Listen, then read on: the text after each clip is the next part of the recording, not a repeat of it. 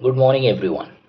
आज हम एक इम्पॉर्टेंट डॉक्ट्रिन के बारे में बात करेंगे, रेस जुडिकाटा। सिंपल शब्दों में इसका मतलब है the matter has already been decided. मतलब अगर एक बार कोर्ट ने किसी इशू पे फाइनल जजमेंट दे दिया है तो वही मैटर दोबारा सेम पार्टीज के बीच रीलिटिगेट नहीं हो सकता।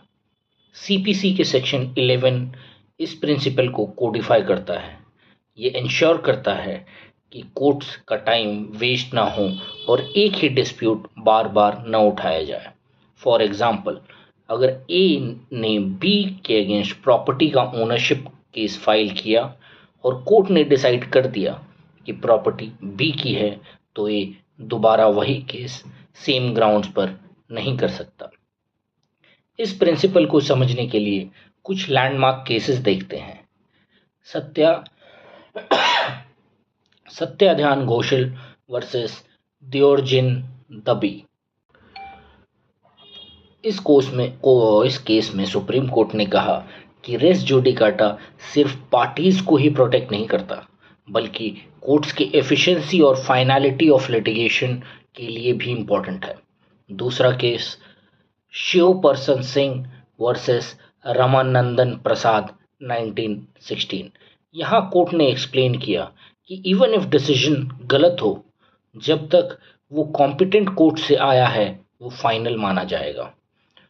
और एक केस है फॉरवर्ड कंस्ट्रक्शन कंपनी वर्सेस प्रभात मंडल 1986, जहां सुप्रीम कोर्ट ने क्लैरिफाई किया कि रेस जुडिकाटा कंस्ट्रक्टिव फॉर्म में भी अप्लाई होता है। मतलब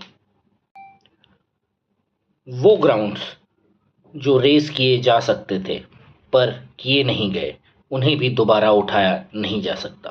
तो कंक्लूजन ये है कि रेस जुडिकाटा एक फंडामेंटल प्रिंसिपल है जो लॉ को सर्टेनिटी और स्टेबिलिटी इंश्योर करता है।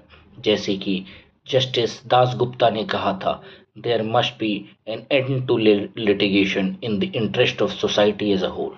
So thank you. Please like, share and subscribe. Comment if any question or thoughts you have. Thank you.